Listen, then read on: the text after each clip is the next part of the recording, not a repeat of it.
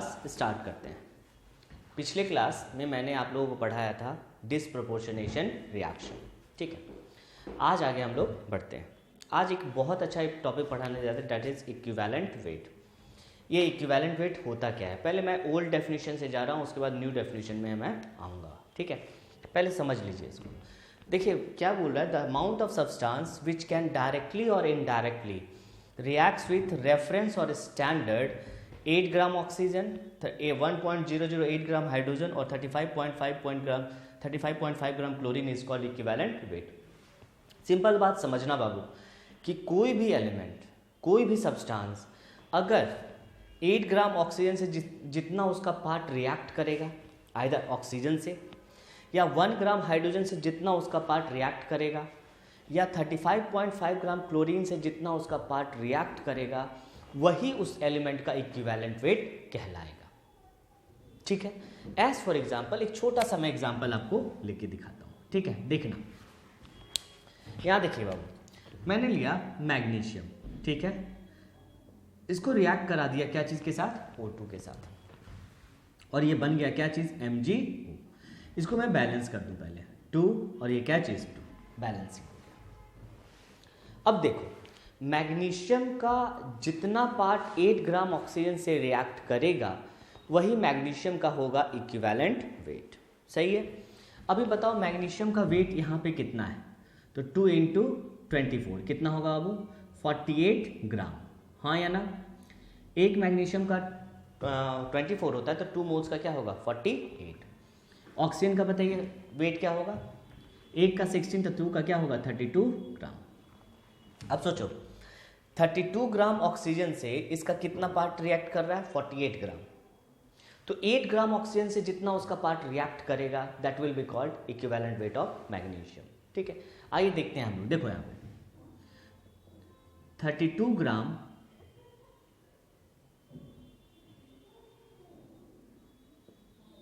Oxygen reacts with कितना बाबू, 48 ग्राम कितना magnesium, ठीक है।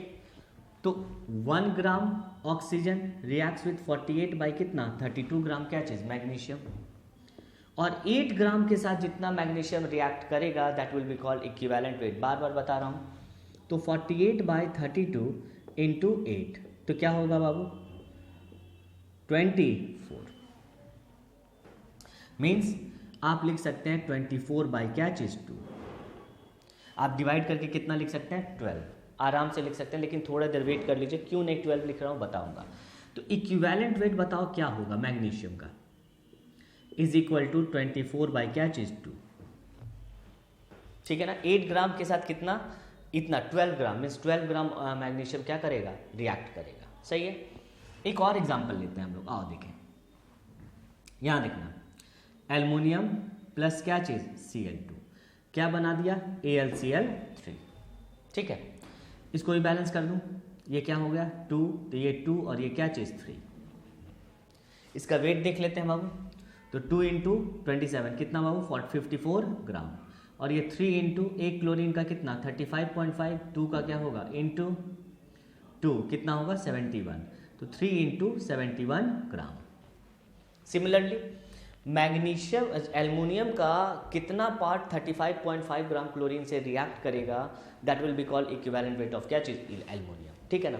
अब इस देखो क्या है, 3 × 71 ग्राम क्लोरीन जो है 54 ग्राम ऑक्सीजन मैग्नीशियम एल्युमिनियम के साथ रिएक्ट कर रहा है। तो इसका 35.5 ग्राम जितना पार्ट एल्युमिनियम से रिएक्ट करेगा दैट विल बी कॉल्ड क्या चीज़, इक्विवेलेंट वेट ऑफ एल्युमिनियम। तो यहाँ देखिएगा, देखो 3 × 71 ग्राम क्लोरीन रिएक्ट्स विथ कितना बाबू, 54 ग्राम एल्युमिनियम। तो 1 ग्राम क्या होगा, 54 बाई क्या चीज़, 3 × 71। तो आपसे पूछा 35.5 ग्राम क्लोरीन कितना रिएक्ट करेगा, 54 बाई 3 × 71 इंटू 35.5, तो ये कितना पार्ट में चल जाएगा 2, और ये कितना होगा 27, मीन्स 27 बाई क्या चीज़ 3। तो अगर कोई पूछे कि इक्विवेलेंट, हाँ ध्यान रखिएगा 27/3 मैं डिवाइड करने जानता हूँ लेकिन नहीं डिवाइड कर रहा हूँ, रुकिएगा बाबू। Equivalent weight of aluminium is equal to 27 by क्या चीज़ 3। अब यही आपका इक्विवेलेंट वेट ऑफ मैग्नीशियम और यही इक्विवेलेंट वेट ऑफ क्या जो एल्युमिनियम हुआ। तो यहाँ पर एक सोचने वाली बात है, सोचो थोड़ा सा। देखो यही ना इक्विवेलेंट वेट है मैग्नीशियम का बाबू। सोचो मैग्नीशियम का वेट कितना है, मैग्नीशियम का वेट एटॉमिक वेट कितना होता है 24। तो यहाँ देखो क्या लिखा हुआ है 24। एल्युमिनियम का एटॉमिक वेट क्या होता है 27। तो देखो यहाँ पे लिखा हुआ है 27, मीन्स उसके एटॉमिक वेट को एक सर्टेन नंबर से हम लोग डिवाइड कर दे रहे हैं। कितना? सर्टेन नंबर से डिवाइड करते हैं। मीन्स अगर एटॉमिक वेट को एक सर्टेन नंबर से डिवाइड कर दिया जाए तो इक्विवेलेंट वेट हम लोग को मिल जाएगा। और ये जो नंबर है बाबू, ये नंबर, इस नंबर को हम लोग एक चीज कहते हैं, that is called N factor. क्या कहा जाता है? N factor. और ये एन फैक्टर मैं तुरंत बताता हूँ क्या होता है। N factor means atomic weight divided by N factor. N क्या है? कोई एक नंबर है, वो नंबर कैसे निकालेंगे मैं बताऊंगा आपको। तो एटॉमिक वेट डिवाइडेड बाय एक number, that number is called N factor, is called equivalent wait. अब सोचो ये भी आपका क्या हुआ, दिस इज द ऑल्सो क्या चीज बाबू? N factor. क्या है ये? N factor. एन फैक्टर कैसे निकाला था बताऊंगा, ठीक है। अब देखो, अब यहाँ पे एक चीज सोचना, मैग्नीशियम। अब बताओ मैग्नीशियम पे कितना चार्ज होता है बताओ तो? How much? +2। तो देखो कितना से डिवाइड किया गया है? 2। मीन्स एन फैक्टर क्या हो सकता है? चार्ज हो सकता है। एल्युमिनियम पे कितना चार्ज होता है? +3। तो देखो कितना से डिवाइड किया गया है? 3 से। तो अब मैं सिंपल एक डेफिनेशन लिखाने जा रहा हूँ।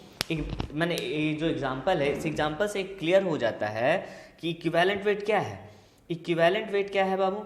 Is the ratio. क्या है? रेशियो। क्या है? Ratio.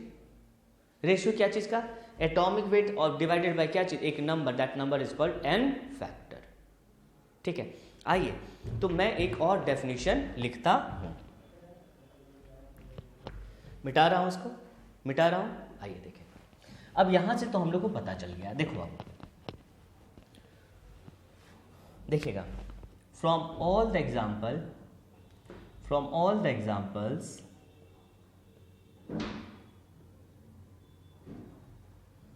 it is clear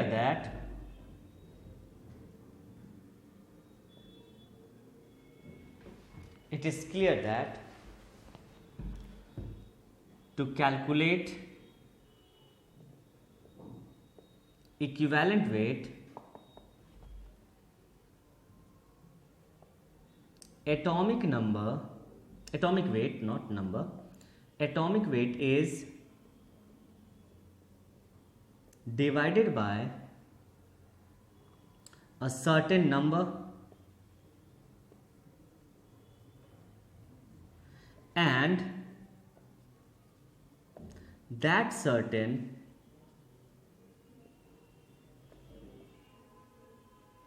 number is called, क्या कहते हैं बाबू? N factor. एन फैक्टर, ठीक है ना। To calculate atomic weight is divided by certain number and that number is called, then certain number is called क्या चीज? n factor। तो सिंपल, अगर इक्विवेलेंट वेट का हम लोग को डेफिनेशन लिखा जाए बाबू, डेफिनेशन लिखे तो जनरल डेफिनेशन क्या होगा? एक रेशियो है। क्या है ये? रेशियो। मिटा रहा हूं उसको बाबू।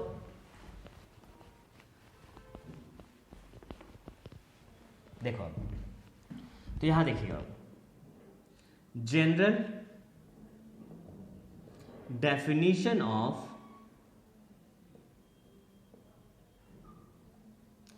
equivalent weight is ratio of, अब देखना रेशियो ऑफ, मैं डायरेक्ट फॉर्मूला लिखता हूं, रेशियो ऑफ, देखना इक्विवेलेंट वेट, एटम है तो क्या लिखोगे? Atomic weight. एटम है तो क्या लिखोगे? Atomic weight. बाबू देखना, एटॉमिक वेट, मिटा रहा हूं इसको भी। एटम है तो एटॉमिक वेट, अगर मॉलिक्यूल रहा तो क्या लिखना? Molecular weight. अगर आयन रहा तो क्या लिखना? Ionic weight. और डिवाइडेड बाय क्या कर देना? N factor. तो इक्विवेलेंट वेट का ये क्या हो गया? Formula. Atomic weight, molecular weight, या क्या चीज़ आयनिक वेट डिवाइडेड बाय क्या चीज़ n फैक्टर। अब रही बात ये n फैक्टर कैसे कैलकुलेट किया जाएगा, यही है मॉडर्न डेफिनेशन। मॉडर्न में यही बोलता है कि इक्विवेलेंट भाई कुछ नहीं है, 8 ग्राम ऑक्सीजन वगैरह सब चीज़ हटा दो, वो डेफिनेशन याद मत रखो, बोलना simple atomic weight molecular weight या आयनिक वेट डिवाइड कर देना कितना से n फैक्टर से, तो आपको इक्विवेलेंट वेट निकल जाएगा। तो अब हम लोग पढ़ेंगे कैलकुलेशन ऑफ क्या चीज़ n factor, calculation of n factor, ठीक है ना। चलो हेडिंग दो इसको फास्ट, पहले इसको नोट डाउन करो फास्ट। चलो अब मैं इसे मिटा रहा हूं, अब मैं आपको n फैक्टर दिखाऊंगा कैसे निकालेंगे।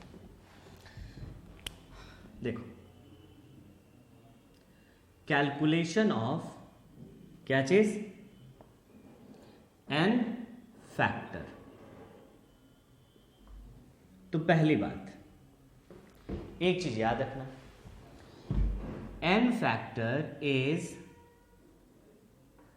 कैलकुलेटेड पर मोल, एक मोल के लिए कैलकुलेट किया जाता है। n factor is not fixed, n factor fix नहीं होता है, इट डिपेंड्स ऑन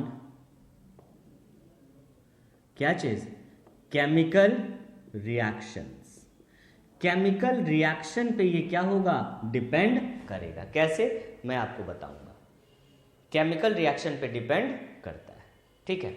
चलो इसको नोट डाउन करो बाबू जल्दी से, और उसके बाद मैं n फैक्टर निकालना सिखाता हूं जल्दी से। पर मोल के लिए निकालते हैं और डिपेंड्स ऑन केमिकल रिएक्शन, ठीक है, नोट करो। चलो अब आओ देखो n फैक्टर कैसे कैसे कैलकुलेट करेंगे। तो फर्स्ट जो हम लोग पढ़ने जा रहे हैं, ठीक है ना, एसिड्स के लिए। किसके लिए? एसिड्स। तो n फैक्टर एसिड्स का क्या होता है? n factor of acid is number of, acid में क्या होता है बताओ, H प्लस या OH माइनस, तो एसिड में होता है H plus, H plus ion, यही होता है n फैक्टर किसका? एसिड में।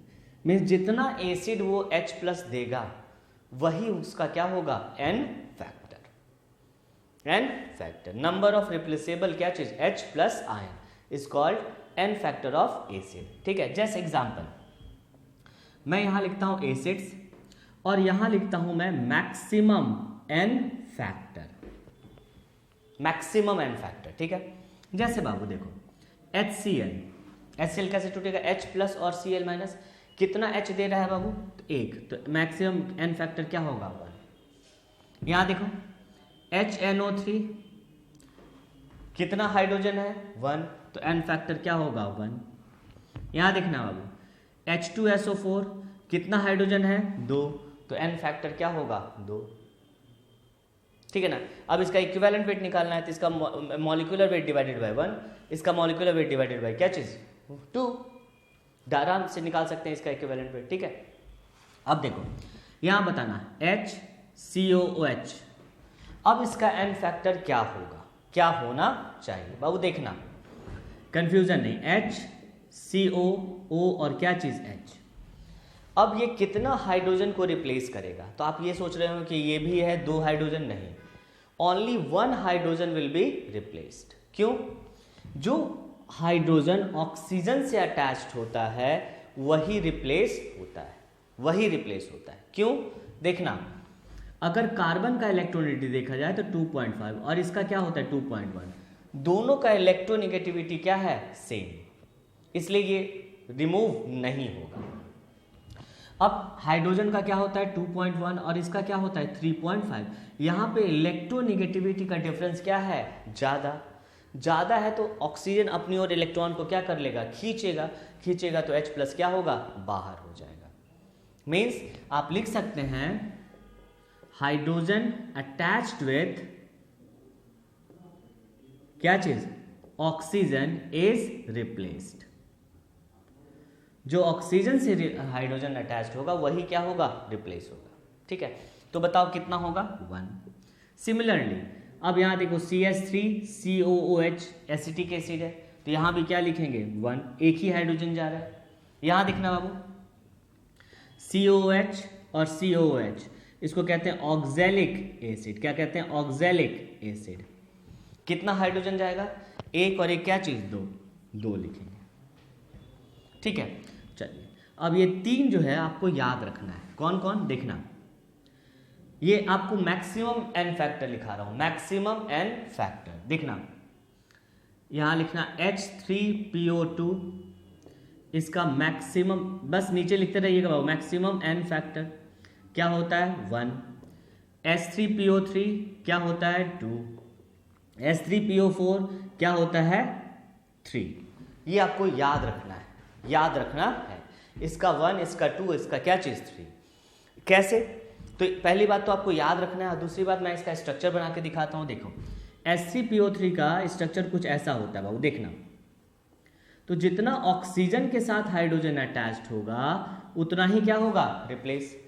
अब बताओ ऑक्सीजन के साथ कितना अटैच्ड है बाबू? ओनली 1 हाइड्रोजन, तो एक ही रिप्लेस होगा। यहां देखना H3PO3 POOH OH और ये क्या चीज H, ऑक्सीजन के साथ कितना अटैच्ड है बाबू?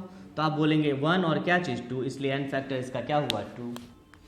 यहां देखना H3PO3 बाबू OH OH और यहां भी क्या चीज OH। अब कितना हाइड्रोजन रिप्लेस्ड हो रहा है? कितना हाइड्रोजन रिप्लेस हो रहा है? तो आप बोलेंगे 1 2 और क्या चीज 3, इसका एन फैक्टर क्या होगा? 3। तो सिंपल सा बात कि एन फैक्टर ऑफ एसिड हम लोग कैसे निकालेंगे? सिंपल, जितना नंबर ऑफ रिप्लेसेबल हाइड्रोजन रहेगा उतना ही क्या होगा? एन फैक्टर होगा। ठीक है, तो पहले इसको नोट डाउन करो बाबू। एक और एग्जांपल मैं आपको दिखाता हूं, जल्दी से फास्ट नोट करिए, नोट करो बाबू, जल्दी से लिख लिए बाबू। चलिए अब आइए हम लोग आगे देखें। यहां देखना बाबू, अभी एसिड ही पढ़ा रहा हूं, ठीक है ना? चलो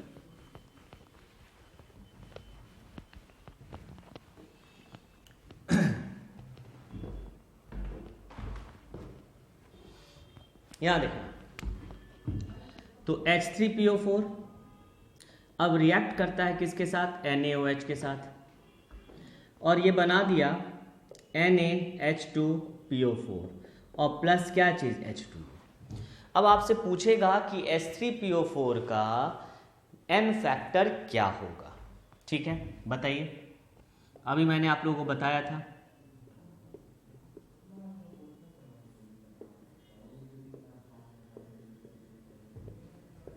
जल्दी बताओ, जल्दी बताइएगा बाबू।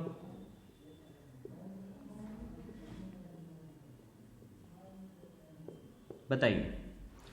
तो यहां देखिए बाबू, आप बोलिएगा कितना होता है H3PO4 का? 3। आपने तो 3 लिखा है, नहीं, मैंने बोला number of replaceable H+ ion, वो तो मैंने बताया मैक्सिमम एन फैक्टर है। वो क्या है? Maximum N factor. बाबू देखना, ये H3PO4 है, ठीक है, और यहां पे क्या लिखा आपने? NaH2PO4। मीन्स यहां से यहां जो ये गया वो कितना हाइड्रोजन रिप्लेस किया? पहले आप बताओ कितना हाइड्रोजन? H2PO4 है और यहाँ पे H3PO4 है, कितना हाइड्रोजन रिप्लेस हुआ? Only 1 hydrogen. इसलिए मैंने बोला था कि एन फैक्टर डिपेंड्स ऑन क्या चीज? केमिकल रिएक्शन पे डिपेंड करेगा। वो तो मैंने डायरेक्ट बताया कि मैक्सिमम वो हो सकता है, मैक्सिमम। अगर कभी केमिकल रिएक्शन दिया रहे तो केमिकल रिएक्शन देख के देखना है कि एन फैक्टर क्या होगा। ठीक है, अब बताओ यहां पे क्या होगा? एक हाइड्रोजन रिप्लेस हुआ तो एन फैक्टर क्या लिखेंगे? 1। ठीक है, सब कोई रट लेते हैं कि एन फैक्टर H3PO4 नहीं, वो डिपेंड करेगा सिचुएशन पे, केमिकल रिएक्शन पे डिपेंड करता है। ठीक है, चलो देखो H3PO4 है, यहाँ Na2HPO4, मीन्स कितना हाइड्रोजन यहां से यहां रिप्लेस हुआ? बताओ हाउ मच? तो आप बोलेंगे कितना हाइड्रोजन? 2 हाइड्रोजन रिप्लेस हुआ है। तो 2 हाइड्रोजन रिप्लेस हुआ तो एन फैक्टर इसका क्या होगा? N factor is equal to how much? 2। अब बोलेगा यहां से यहां कितना रिप्लेस हुआ बाबू? तो आप बोलेंगे 3। तो एन फैक्टर यहां पे क्या हो गया? N factor is equal to 3।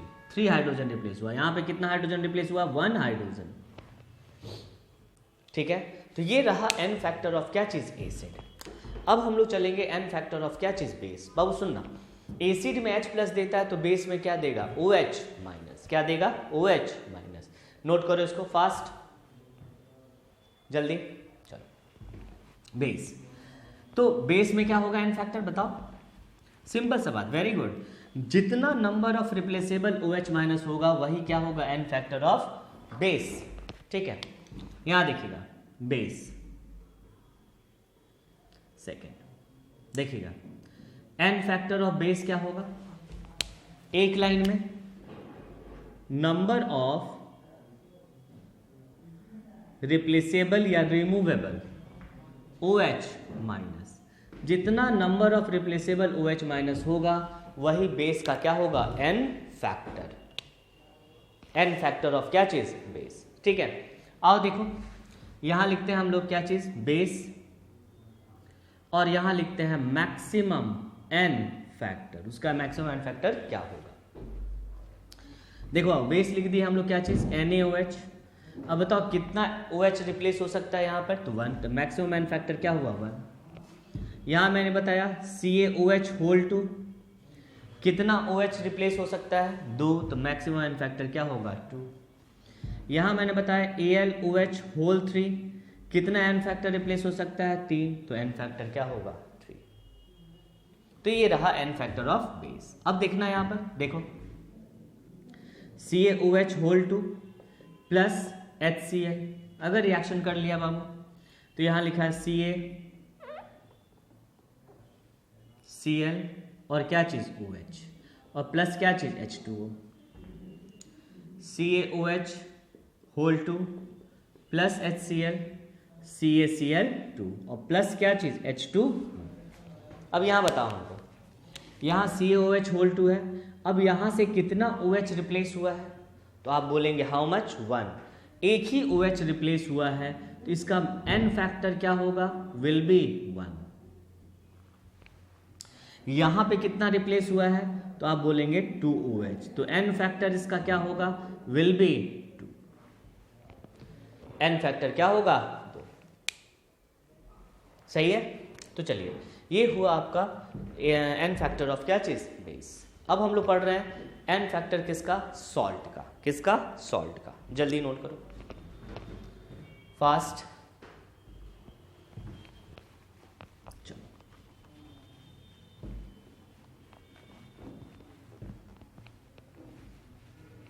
n factor of salt क्या होता है, आइए देखिए। Third, salt. ठीक है, n फैक्टर क्या होता है, तो होता है क्या चीज, टोटल चार्ज ऑन कटायन और एनायन। जितना भी टोटल चार्ज होगा कटायन और एनायन पे,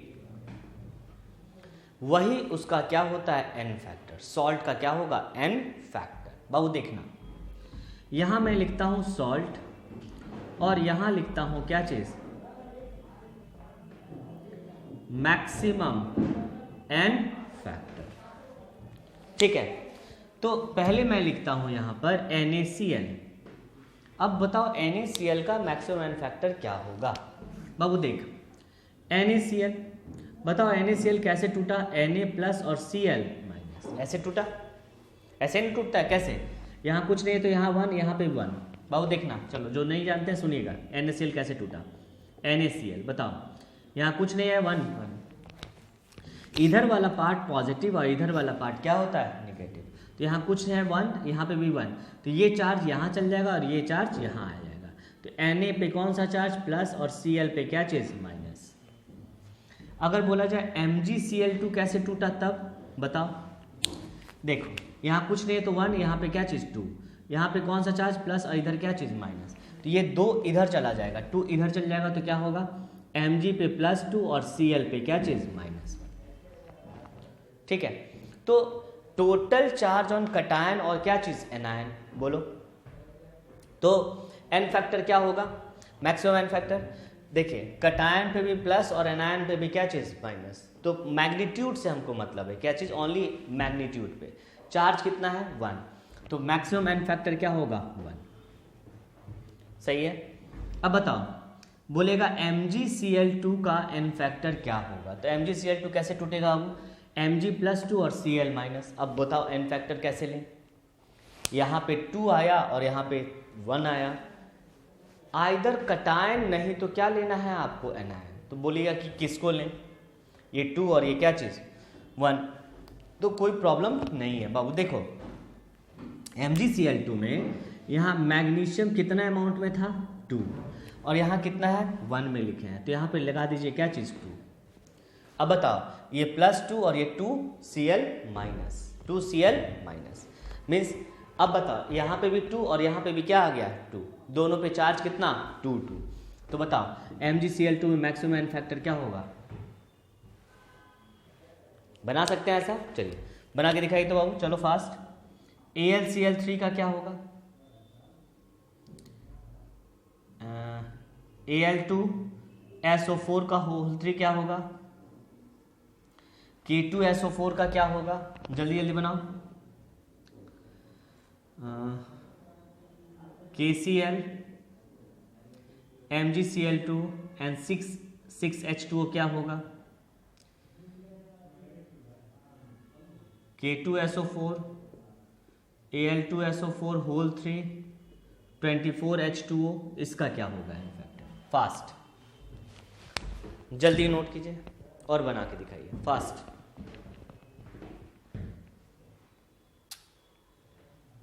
चलो AlCl3 का देखें हम लोग, क्या होना चाहिए बताओ, AlCl3 आपका कैसे टूटेगा आप बताओ, AlCl3 कैसे टूटेगा, Al पे कौन सा चार्ज +3 और Cl पे -1, लेकिन Cl कितना है 3, तो दोनों पे चार्ज कितना आ रहा है 3 ही 3 आ रहा है, +3 और ये 3 × -1 मीन्स 3 ही आ रहा है, तो क्या हो गया बाबू मैक्सिमम एन फैक्टर क्या हो गया 3। Al2SO4 का होल 3, बोलिए Al पे कौन सा चार्ज +3 और SO4 पे क्या चाहिए बाबू -2, लेकिन एल्युमिनियम कितने अमाउंट में है 2, देखिए 2 है, और SO4 कितने अमाउंट में 3। अब बताओ एक एल्युमिनियम में +3 तो 2 पे कितना होगा 6, एक SO4 में -2 तो 3 पे क्या होगा 6, -6, लेकिन माइनस प्लस से हमको लेना देना नहीं है, तो एन फैक्टर इसका क्या होगा बाबू 6। K2SO4 कैसे टूटेगा, K2SO4, SO4 एक ही यूनिट होता है, बोलिए क्या होगा, SO4 यहाँ कुछ नहीं तो 1 है, K प्लस और SO4 -2, यहाँ पे कितना बाबू K 2, ठीक है, तो यहाँ पे एन फैक्टर क्या होगा इसका 2। अब ये दोनों क्वेश्चन बचा, बना के दिखाओ जल्दी से फास्ट, जल्दी, ऊपर वाला मिटा रहा हूँ बाबू,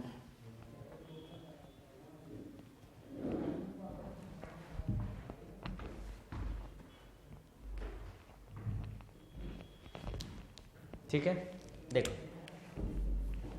ये कैसे टूटेगा K प्लस और Cl माइनस, और ये कैसे टूटेगा बाबू, आराम से बनाते हैं, चलिए KCl कैसे टूटेगा K प्लस और Cl माइनस, Mg बाबू Mg+2 और Cl माइनस, Cl कितना है 2, तो यहाँ लिखेंगे क्या चीज़ 2। टोटल चार्ज ऑन कटायन और एनायन, आइदर प्लस चार्ज लो नहीं तो क्या लो निगेटिव लो, प्लस कितना होगा 2 और एक क्या चीज़ 3, यहाँ पे भी 2 और एक क्या चीज़ 3, तो एन फैक्टर इसका क्या होगा 3। बोलिएगा H2O नहीं, H2O में डिजोल्व कीजिएगा तभी वो आयोनाइज होता है, तभी वो आयंस में क्या होगा डिसोसिएट होता है, ठीक है। अब यहाँ देखिए K2SO4 कैसे होगा बताओ, अभी जस्ट निकाले भी आप लोग, K प्लस और SO4 -2, यहाँ 2 होगा बाबू, Al2SO4 का क्या होगा Al+3 और क्या चीज़ SO4 -2, ये 2 और यहाँ पे क्या लिखेंगे 3, आइदर प्लस पे नहीं तो क्या चीज़ माइनस पे, तो प्लस पे कितना होगा 6 और यहाँ पे 2 कितना बाबू 8, तो एन फैक्टर क्या होगा 8, आइदर प्लस में जाइए या माइनस में जाइए। तो ये आपका हुआ पूरा कंप्लीट बाबू क्या चीज़ n factor of acid base and क्या चीज़ सॉल्ट। अब एक लास्ट बचा हुआ है आपका एन फैक्टर ऑफ क्या चीज़ ऑक्सीडाइजिंग एंड रिड्यूसिंग एजेंट, ठीक है, उसको मैं नेक्स्ट क्लास में डील करता हूँ, ठीक है। बाय बाय बाबू, नोट कर लो।